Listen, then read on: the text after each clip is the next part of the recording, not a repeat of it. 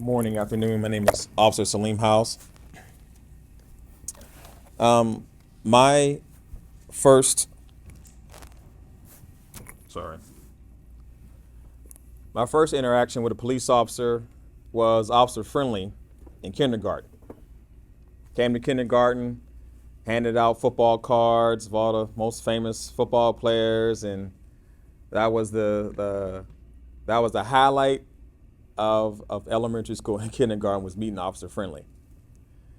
The second officer that I met thought I was a suspect in a stolen vehicle and pointed a gun in my face, told me to get face down in a puddle of slush. Third officer I met told my brother if we didn't leave the area, he was going to take his nightstick and sexually assault my brother. You can use your imagination on what that meant. When I was 19, I was introduced to Islam, and I loved it. It made all the sense in the world to me. All the sense in the world. Everything lined up because it was complete lifestyle. I wasn't looking for it because the first thing they said is that you can't smoke weed, you can't drink beer, and you can't fornicate. I was like, I'm out of here. Not trying to hear that. But everything that a brother was telling me just made sense to me. And in my neighborhood, you didn't become a cop. You were either arrested, you died. We were pallbearers at 16, going to funerals at 16 years old. It was in Pittsburgh, Pennsylvania. It was really bad area. We had cops that was pimps and running prostitutes back and forth. And in my mind, I was like, where are the good ones?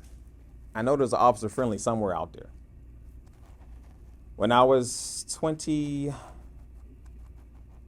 years old, I joined the Air Force, 140th Security Forces Squadron. Served 6 years in the Air Force. Since then, I worked as a corrections officer for Federal Bureau of Prisons, Department of Immigration. In 2008, I moved to Houston and joined the Houston Police Academy. It was like I've never seen so many people from different cultures, different religions, and different everything. And I decided I wanted to be that officer who you want to run into, who the neighborhood, people from that neighborhood wants to run into. Not the heavy badge one, not the one who has all these issues with whatever he or she has going on, and you meet that person on the wrong day.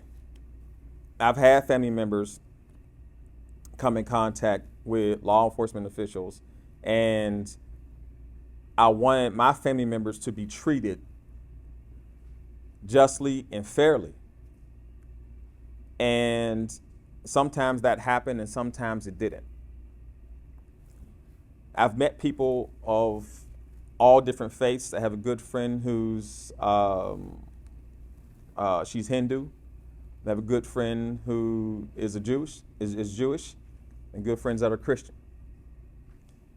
Whatever prejudices that you have, we all have our prejudices, all of us.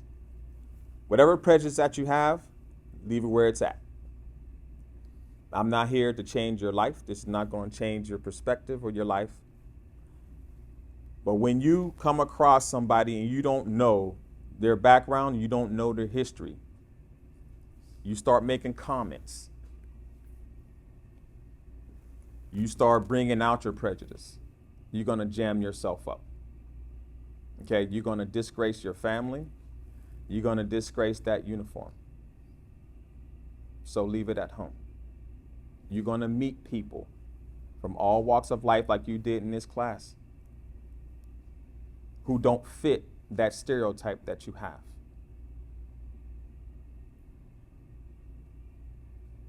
So I invite you to open up your mind a little bit more and to see people for who they are and what they are. You're going to see angels and demons from every walk of life. Every walk of life. Every skin color. Every religion. Deal with them how they are. Deal with people how you want your family to be dealt with. Because sooner or later, somebody in your family is going to get a traffic stop. Sooner or later. We all have criminals in our family. I lost my baby brother to street violence. The worst thing I had to go through. Treat people how you want your family to be treated. And you'll be all right. Okay? Thank you very much for your time. Next we have Mr. Tova Salim. I'm the executive director of this.